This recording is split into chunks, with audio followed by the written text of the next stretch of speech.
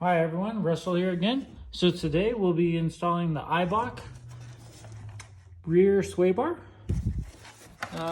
There will be 3 settings on it. Also went with the Endlinks there. Comes with greasable brackets. And the reason I'm going with this is because I have the rear spare tire on the back. And that really changes the dynamics of it so much. It puts so much more weight on the rear and so much more strain on the sway bar.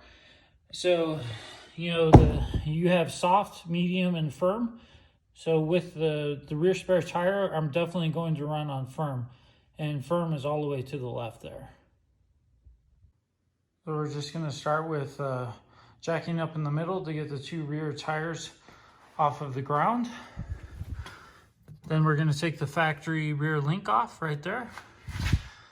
And then the factory brackets. And pull it out. Put the EIBACH one in. Should be a pretty easy process. Alright, so we have the factory one out. You can see these just like slip right off. Kind of a cheap setup.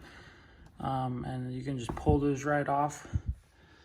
I was having a lot of wear right there because that was slid over. That's where that rides. Okay, the factory one is a 22 millimeter outer diameter.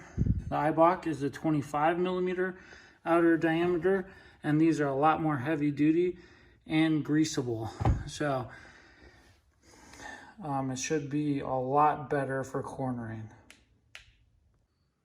All right, so with the Endlinks, what we're going to do is measure from center to center. It should be 31.5 centimeters on both of them. And then we're going to tighten down the jam nut. So center to center, 31.5 centimeters. All right, this is what it'll look like once you get it back together. You can use the factory links with this bar as well. So here's softest setting for rock crawling. Nearly equal to the factory setting, and then firm is where I have it because of that extra rear spare tire. So better cornering all the way back, better rock crawling all the way front. So just test it out and see what's going to be best for you. Make sure you get them tightened all the way up. So you'll need 2 19 millimeters. And then make sure that the jam nuts are tightened and that they're properly aligned. So you'll see like right there's in the center. And then the bottom one, let's see if I can get it to focus. The bottom one's in the center. So when you tighten down those jam nuts, just make sure that they're lined up, not that one's twisted to the side and the other one's in the middle. So just make sure they're kind of both in the middle when you're done.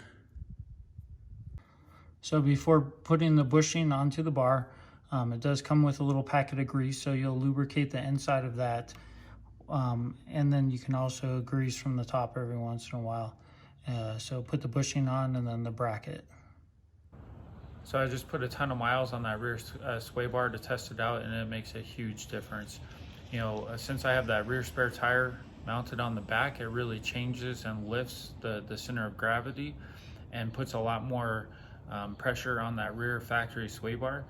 So the stiffer sway bar is just an absolute must-have in my opinion. It makes a huge difference. So if cornering is important to you, even if you don't have the rear spare tire, I would consider upgrading to the sway bar.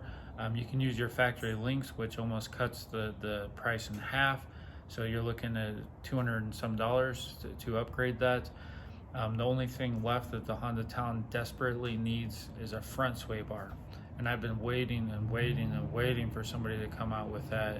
And as of this date, nobody has it yet. But as soon as there's one is available, I'm going to throw it on. So if you want better handling in the corners, definitely consider this rear sway bar upgrade.